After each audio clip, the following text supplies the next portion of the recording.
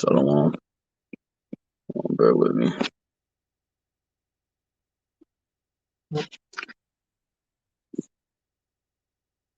Shalom, shalom. All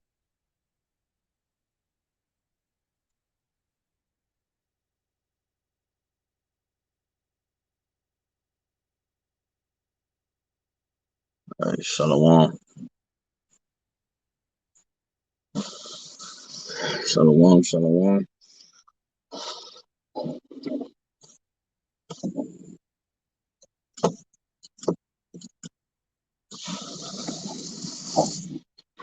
All right, I want to start off. Of course, give all honor and glory to YAHAWAH, BAHASHAM, YAHAWASHI, BAHASHAM, HAQADASH. Double honors to our apostles and our elders, a great millstone, who rule well, who teach well in sound doctrine, being a great example to the ministry and the body of YAHAWAH, BAHASHAM, YAHAWASHI. Shalom, shalom to the hopeful elect and the rest of the large multitude, men, women, and children. That the Lord will have mercy on these last days. Brother Khadash come back with another lesson through the spirit and power of YAHAWAH, BAHASHAM, YAHAWASHI. Lord willing, is edifying. All right. The land is unmarried. You know, as you can see by the title, uh, the land is unmarried.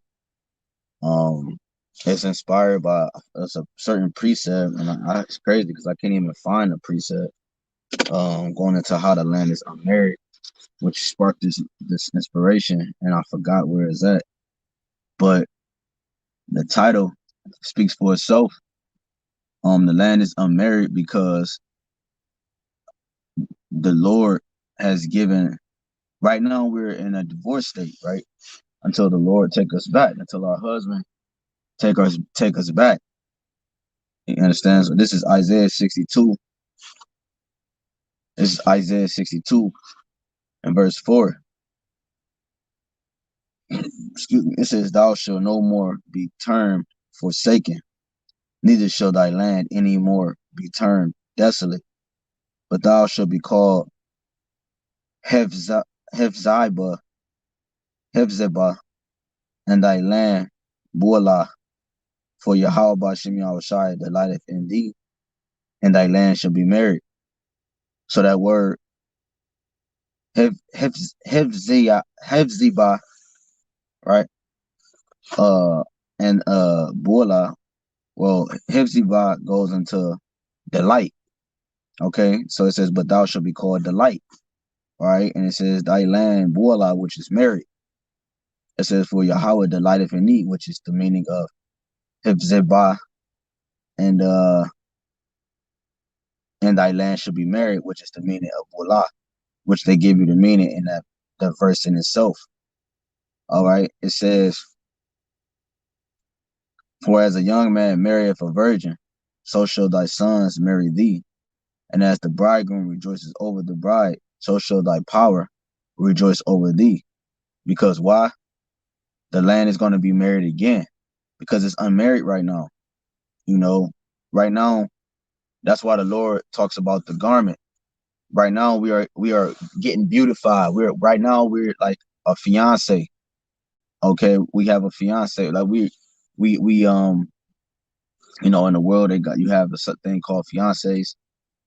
Right now we're in that stage, about to have the ceremony. We're about to have, you know, the memorial, the wedding, or the actual, like, the gathering of the people.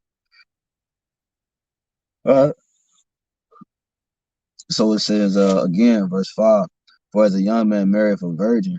So now the Lord has made us clean. Well, Lord willing, we are part of that number. The hopeful elect are the virgins of Yahawah Ba'ashem Yahawashi. Real quick, let's go this precept real quick. This is 1 Corinthians.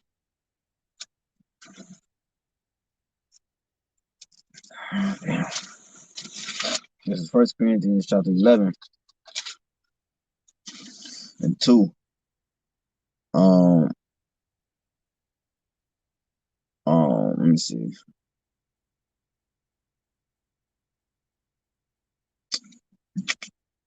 Matter of fact, before I grab this real quick, let me think.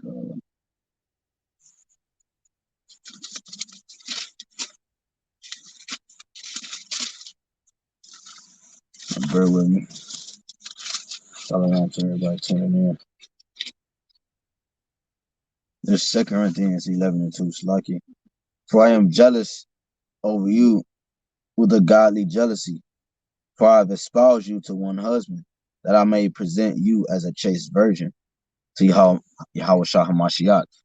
So if you read again, Isaiah 62:5, for I, as a young man married for virgin, so shall thy sons marry thee. And as the bridegroom rejoices over the bride, so shall thy power rejoice over thee. Right.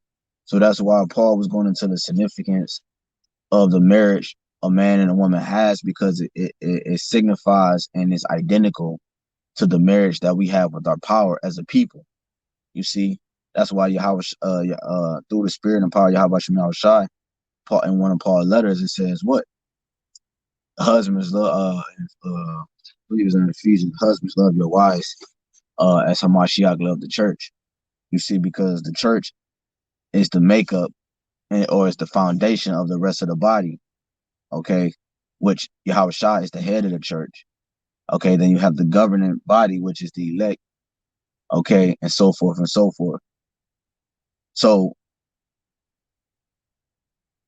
it says, for as a young man married for virgin, so Yahweh Basham Yahushai is getting is preparing that marriage, preparing us for that, the whole world for that marriage, man. You know, he's preparing the whole world for that marriage again, and he's doing it by what? This time he's going to show it by his governing body, okay, the staff of the church. All right, it says because the church is going to teach the congregation, which the congregation will ultimately be the whole entire the whole Israel, man. You know what I'm saying? And then the other nations that we're going to have to teach them the Lord's ways, man, in Isaiah chapter 2. But the Lord is preparing us for that great marriage. He's preparing the whole world for that grand slam, man, which is the marriage and the rejoining of him and his bride, man. Okay. It says, for as a young man married for virgin, so shall thy sons marry thee. And as a bridegroom rejoiceth over the bride, so shall thy power rejoice over thee. Right, again, 2 Corinthians 11:2. For I am jealous over you with the godly jealousy, for I have espoused you to one husband, that I may present you as a chaste virgin to Hamashiach Yahushua. So those virgins, again, are the elect men that Yahweh Bashim Yahushua is coming to redeem off the face of the earth. Because why is it a such thing as something called a redemption or something called saving?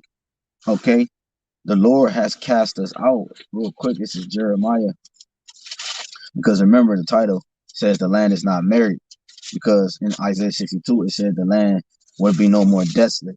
Okay, the land is desolate because the true people are not there, which is why it's war there, which is why the biggest what is it, the biggest parade for pride is held in Tel Aviv. You know, all manners of abomination is upheld in the land because the true holders of the land is not there. It's like a stepchild, you know, in a sense, like you you know, I never been in that situation, but you living in your step parents' house, or you know, and so what does that mean? You're not gonna have like until you are upheld by the body of your true parents. Like it's a different vibration. You see what I'm saying? It's a different teaching mechanism. It's different. Even though no matter how well you might get along with them, it's different. You know, when it's not, you know, direct to your blood, you know, or to your kind. All right, if that makes sense. This is Jeremiah chapter 3:14. Turn, O backsliding children, said Yahweh Bashim Yahushai, for I am married unto you. And I will take you one of a city and two of a family, and I will bring you to Zion. You see, so it says, the Lord said, matter of fact, real quick, let's get Isaiah. Go back to Isaiah real quick. Oh, excuse me. The Lord said he's married unto us. This is Isaiah chapter 54.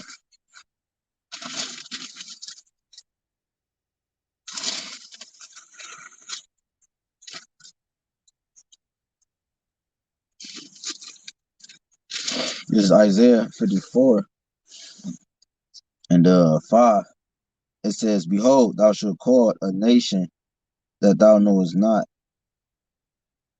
Let me see. So like that's Isaiah 55. This is Isaiah 54 and 5. "For thy maker is thy husband, the Lord of hosts is his name." So Yahweh Tazabawaf, or Lord of armies, which it means Lord of hosts, is his name. "And thy Redeemer, the Holy One of Yasha'Allah, the power of the whole earth shall he be called." You see, so it says, "For thy maker is thy husband."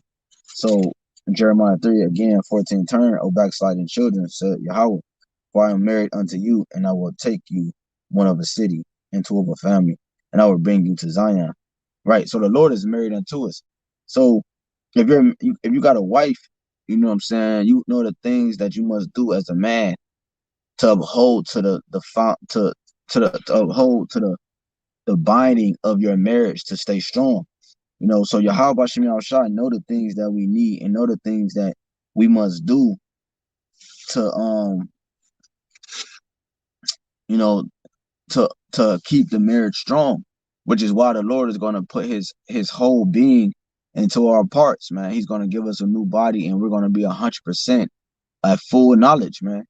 Putting that new covenant in us, right? So that the marriage can be what it's supposed to be. Real quick, let's jump down. Let's jump up to 7. Jeremiah 3 and 7. "I said, after she had done all these things," and I said, after she had done all these things, "turned out unto me, but she returned not, and her treacherous sister Judah saw it."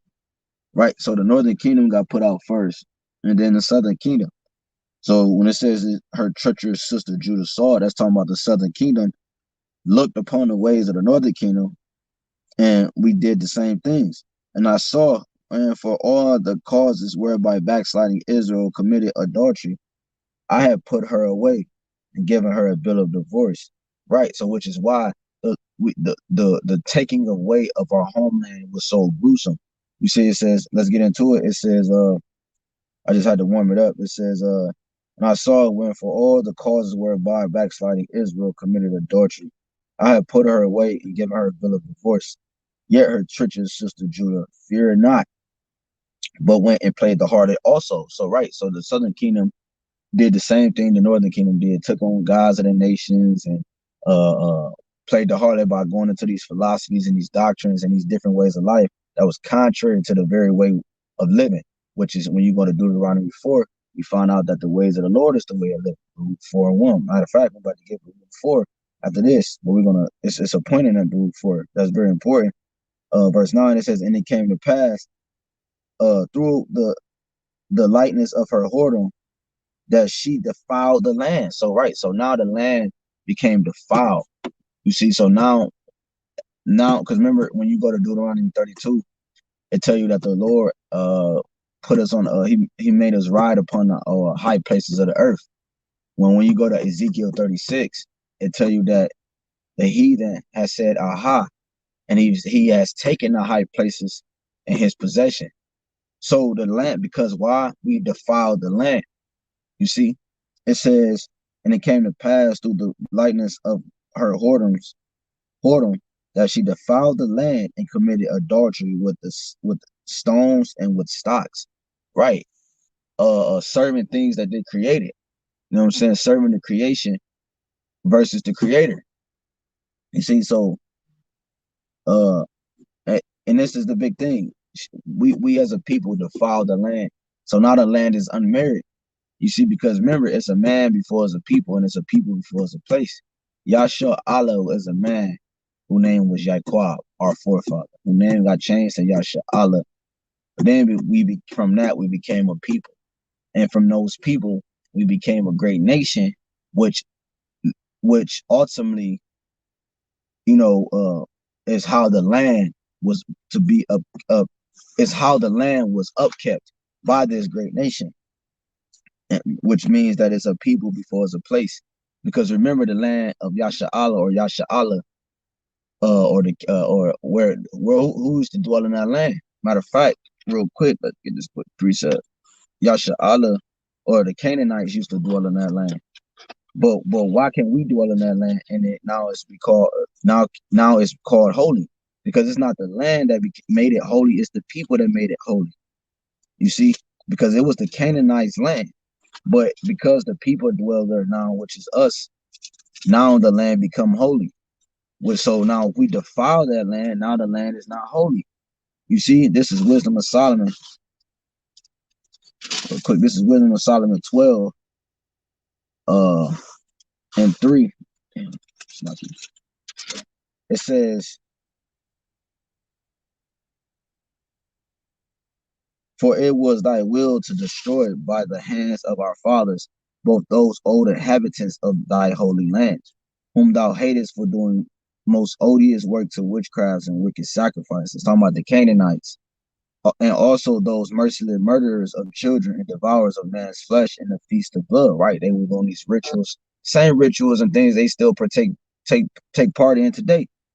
Okay, in which Esau being the biggest witch on the earth, he have upheld all these ancient customs and all these ancient ways and just merging into one big ball. It says, with their priests out of the midst of their idolatrous crew, and the parents that kill with their own hands souls destitute of help, that the land which thou esteemest above all other might receive a worthy colony of Yahweh's children. You see, so now not like I said, the land is not is holy because the people.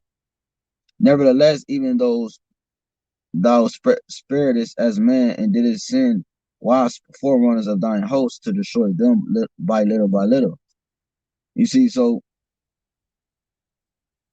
the Lord put a worthy colony.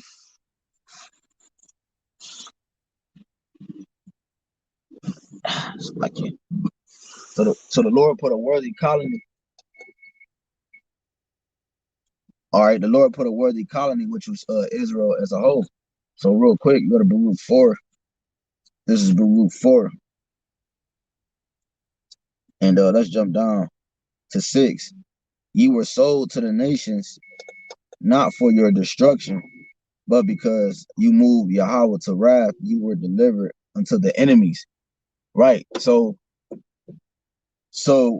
it says again, you were sold to the nations not for your destruction, but because you moved Yahweh to wrath, you were delivered unto the enemies. So the Lord, we were pushed out of the land because we moved the Most High to wrath. You see, which is why, like I read in Jeremiah 3, he had given us that bill of divorce. It says you were sold to the nations not for your destruction. And like it also said in Jeremiah 3, it said we defiled the land. So now remember, the land is unmarried because the people have defiled the land. And we no longer dwell in that land to uphold the righteous vibration that the land needs to uphold, because we read in Wisdom Solomon 12 that the people before us that upheld that land were the Canaanites, but they were doing all type of wicked sacrifices and abomination.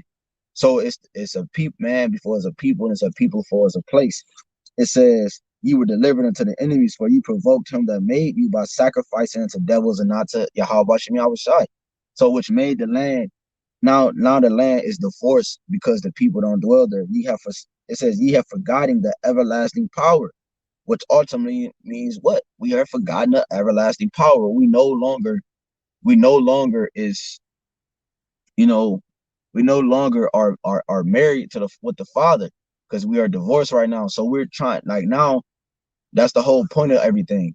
We're becoming new. So to become new, we have to repent, come back into who we are. We have to come back into the mindset of the ancient way of thinking, ancient ways of thinking, going back to our forefathers, put on that garment, being without blemish, being without spot, meaning what? Being perfect in the and being perfect in an unperfected body. Meaning what? Because the body is subject to sin. But we're perfect through the ways of Yahweh Shem Yahushua, by upholding his ways through faith and belief. Okay, which is why he's able to have mercy on us. It says, ye have forgotten the everlasting power that brought you up, and ye have grieved Yerah Shalom that nursed you. You see? So the land nursed us. You see? And by the land nursing us, we were able to be brought up in a specific way. We were able to be brought up in a specific way. So It says, for when she saw the wrath of Yahweh coming upon you, she said, hear, hearken, O ye that dwell about Zion, Yahweh have brought upon me great mourning. For I saw the captivity of my sons and daughters, which the everlasting brought upon them. Right. She's not, the land is not calling the Canaanites her sons and daughters. It's calling us the sons and daughters, because why? We made the land for what it is, and the land it nourished us because of what? The sanctification the Lord put on that whole entire landmass, or anywhere we dwell. It says, with joy did I nourish them, but sent them away with weeping and mourning. Right. We increase in abundance. Okay. Riches, cattle, okay, everything and above. It says, let no man rejoice over me with me a widow. So now the land is a widow because we are in a dead state. Okay. A woman becomes a widow when her husband is dead. Okay. So the land, in a sense, is a widow because we are in a dead state as a people. So in order for, you know, for the land to be in its fullness again, we have to come back to that fullness, and being that perfect what spouse. You know what I'm saying? So it's like, that's why, like I said again, Paul was iterating that what the importance of a man and a woman is marriage, because it signifies what's the word is, it represents the marriage that we have with our maker, man. Okay. Let no man rejoice over me a widow and forsaken of many, who for the sins of my children am left desolate, because they departed from the law of Yahweh. That's the point. So the land became unmarried because we departed from our ways. We departed from our maker. We departed from Yahweh BAHASHAM YAHAWASHI, to the point that we even forgot the name, right? Like we read in Acts, dealing with the unknown God. You know, our people swear that, like, what's that, Romans 10? They have a zeal for Yahweh BAHASHAM YAHAWASHI, but not according to knowledge. Our people, that's what Christianity is. It brings that zeal. They be wanting to praise the Father, but they're in a back burner. They're serving the Father without even realizing that they're not serving the Father. You know what I'm saying? That makes sense. They, in their mind, they think they're serving Yahweh BAHASHAM YAHAWASHI, but in reality, they're serving another God. You see, because they're not calling on the true names of Yahweh BAHASHAM YAHAWASHI, his true vibration. Because the names and the true vibration of Yahweh BAHASHAM YAHAWASHI is what's going to ultimately bring the land to be meritable again, to the marriage again. That's what this whole thing is about. That's why the Lord said, bid them into the marriage, good and bad. You see what I'm saying? Because why? He said, let the wheat and the tares grow together. So why? Because everything has to reach its fullness before everything can be revealed. That's what prophecy is. That's why Esau, he can never trump prophecy, or anybody in the world can never trump prophecy, because prophecy always has to reach its fullness before anything is being revealed. Okay, and in its fullness. 13, it says, they knew not his statutes, nor walked in the ways of his commandments, nor trod in the paths of his discipline and his righteousness. It says, let them that dwell about Zion come and remember ye the captivity of my sons and daughters, which the everlasting have brought upon them. You see, it says, for he have brought a nation upon them from far, a shameless nation. So he allowed a shameless nation, with a tongue we didn't understand, to come and take us up out and pluck us up, like as if we wasn't rooted, which the everlasting have brought upon them. If he have brought a nation upon them from far, a shameless nation, and of a strange language, who neither reverenced old man nor pitied children. Right. And you could read about this. Okay, you could read about this in Deuteronomy 28. Okay, how the Romans besieged Jerusalem. Okay, what Yahawashi was warning us about, man. Okay, they had that strange speech.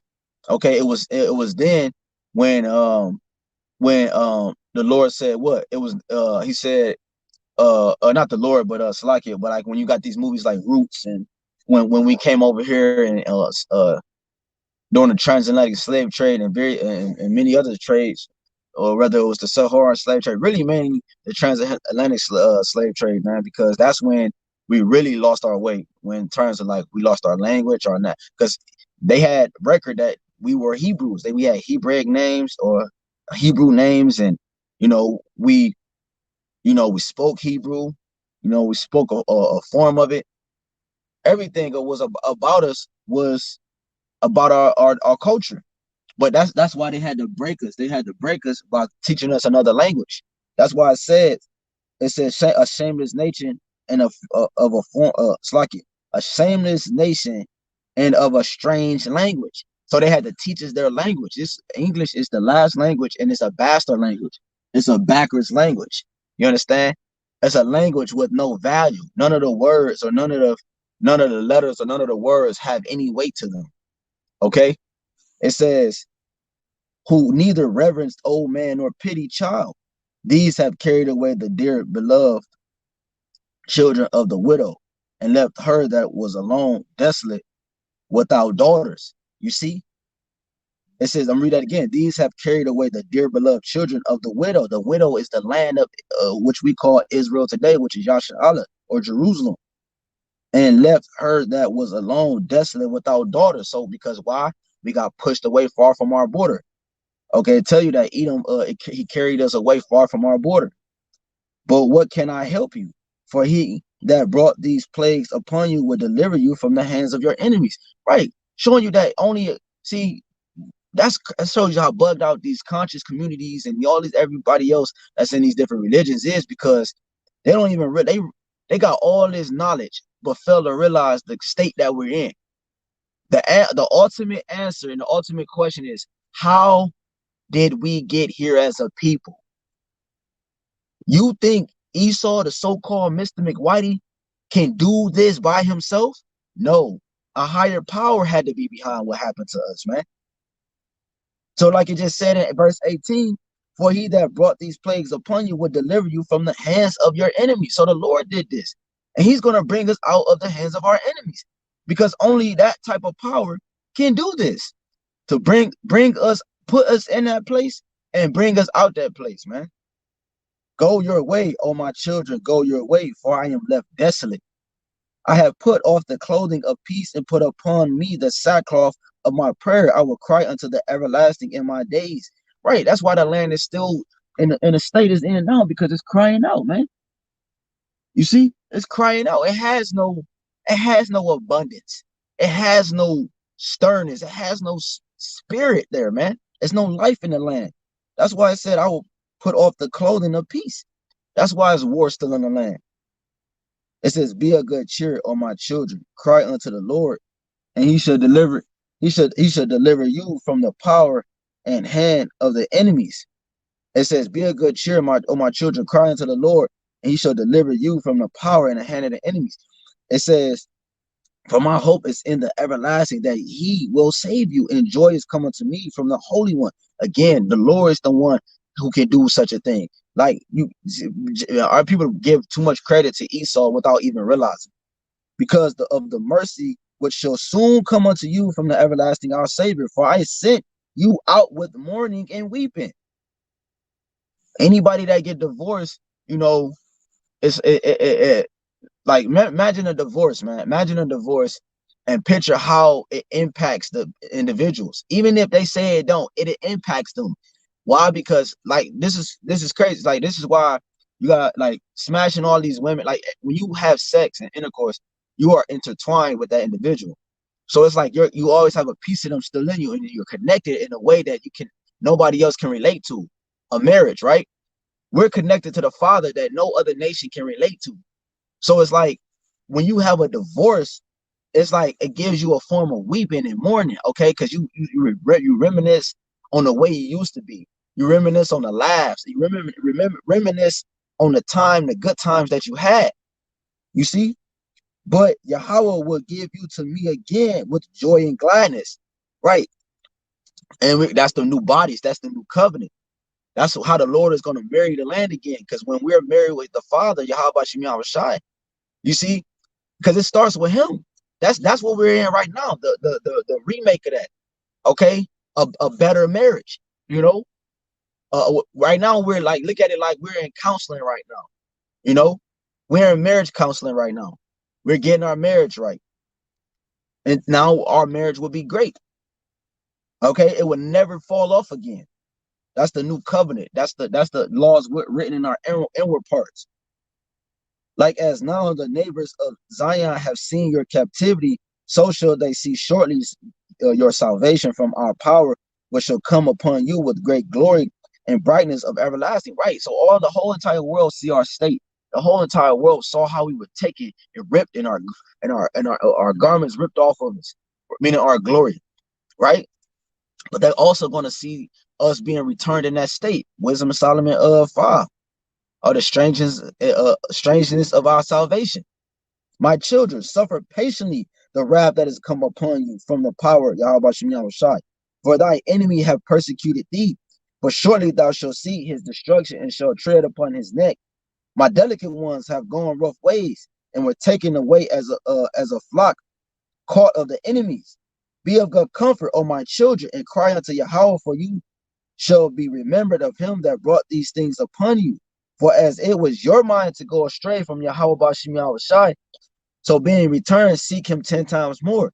For he that hath brought these plagues upon you shall bring you everlasting joy again with your salvation. Take a good heart, O Jerusalem, for thee that gave thee that name. You see, will comfort thee. So the Lord gave us that name. So it's a man before it's a people, and it's a people before it's a place.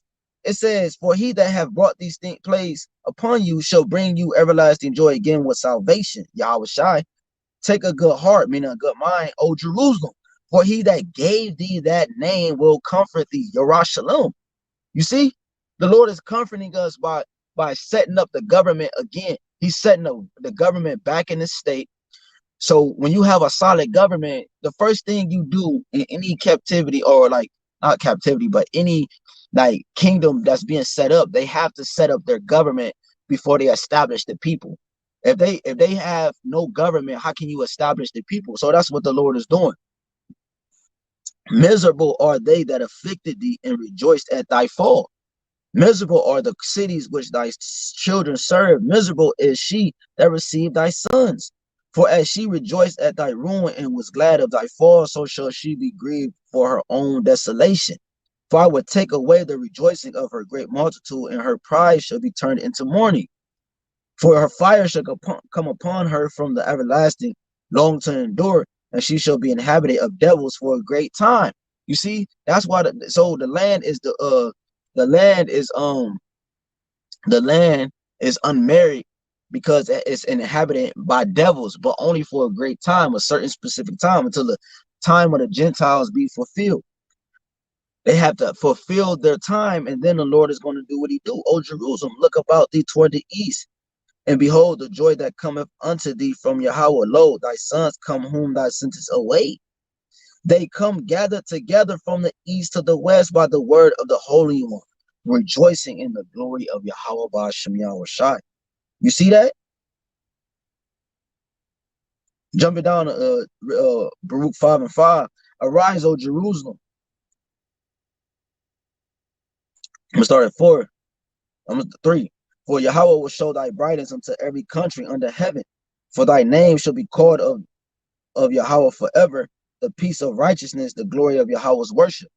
Arise, O Jerusalem, and stand on high, and look about toward the east, and behold, thy children gather from the west and to the east by the word of the Holy One, rejoicing in remembrance of Yahweh BAHASHAM YAHWASHI. Again, only the elect has the remembrance, and then everybody else will fall in line, man. Let's go to Isaiah real quick, 54. Back to Isaiah 54. Isaiah chapter 54, which is going to close the lesson out with rejoicing, man. Because the land divorced. Yeah, the land is desolate right now, and it had devils holding the land hostage.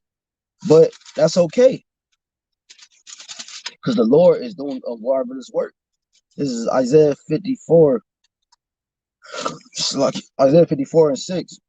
For the Lord hath called thee as a woman forsaken and grieved in spirit, and a wife of youth. When thou wast refused, said thy power.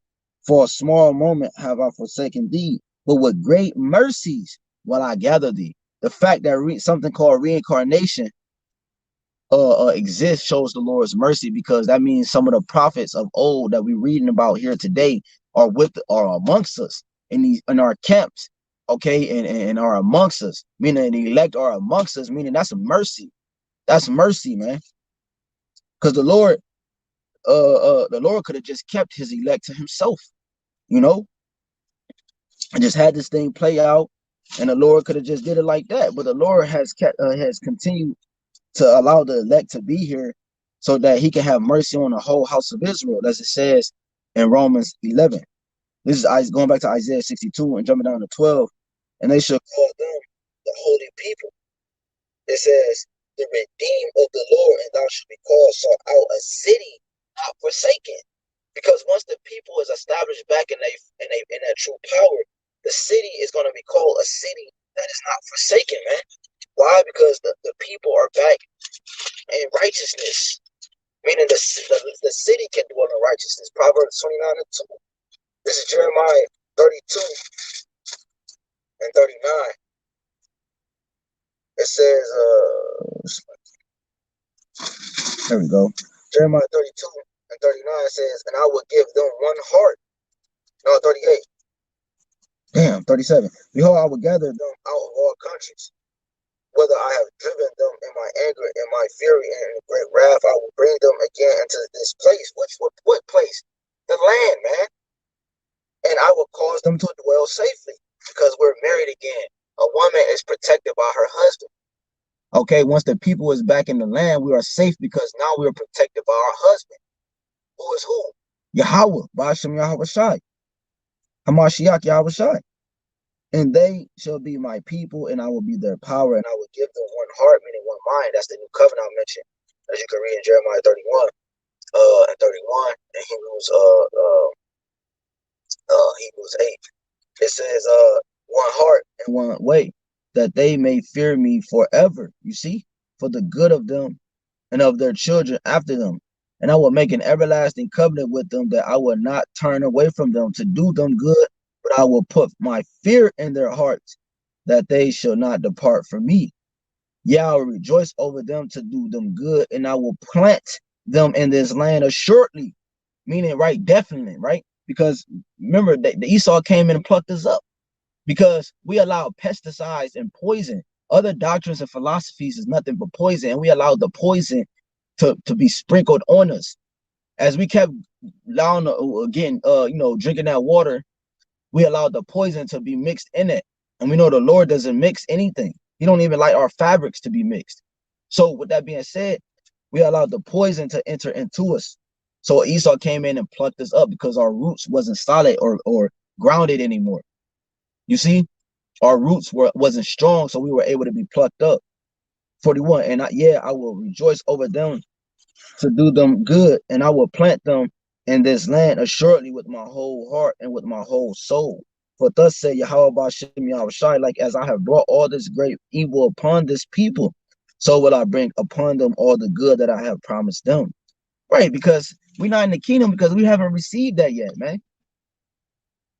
Our people has always been in some form of captivity, man.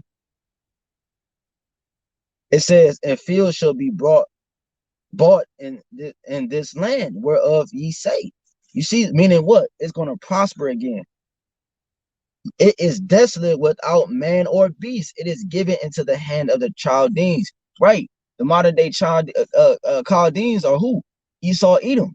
You see what I'm saying? It's given into their hand and they dwell there. Okay, they do abominations there, which is why that land right now is hand in hand with Babylon the Great, America the Great. That's why what happens over there, they got a so-called defender and do what they got to do. It says, men shall buy fields for money and subscribe evidences and seal them and take witnesses in the land of Benjamin and in the places about Jerusalem and in the cities of Judah and in the cities of the mountains and in the cities of the valley and in the cities of the south, for I will cause their captivity to return, say Yahweh BAHASHAM YAHAWASHI. Right. So that's the point. The Lord is going to cause our captivity to return, man. Meaning what? He's going to have us in a place of safety. No more captivity, man. No more crying. No more sorrow. Matter of fact, we're going to close out Revelation 21. Let's get one more precept real quick. This is Zephaniah chapter 3 and 16. It says, in that day it shall be said to your Jerusalem, fear thou not, and to Zion let not thy hands be slack.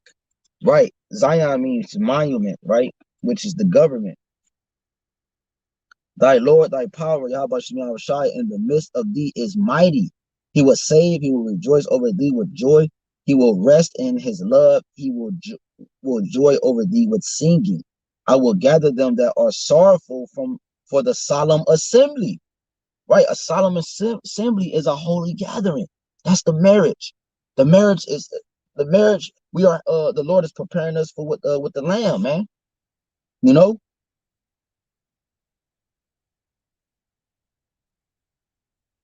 it says,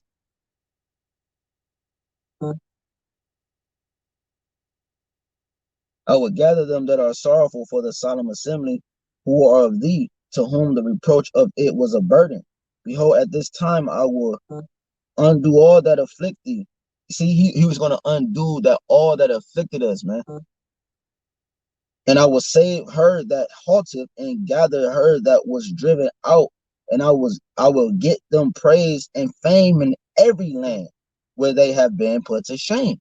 In every land we have been put to shame. You see, because we have no safety net no more. Well, now we do, right? Because he put us in remembrance. But it was a point in time where we didn't have no safety net. At that time will I bring you again, even in the time that I gather you.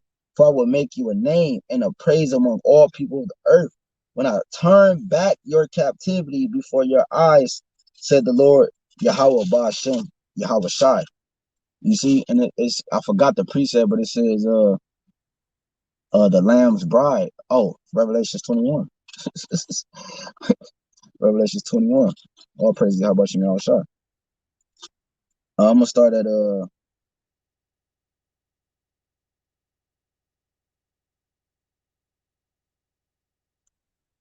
this is Revelations 21. I'm gonna start down and I'm gonna jump out and we're gonna close out. It says this is Revelation 21. And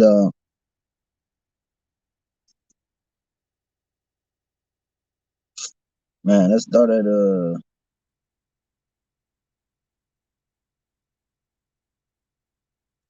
on, bear with me.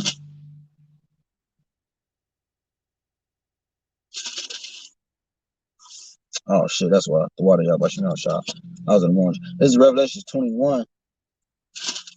And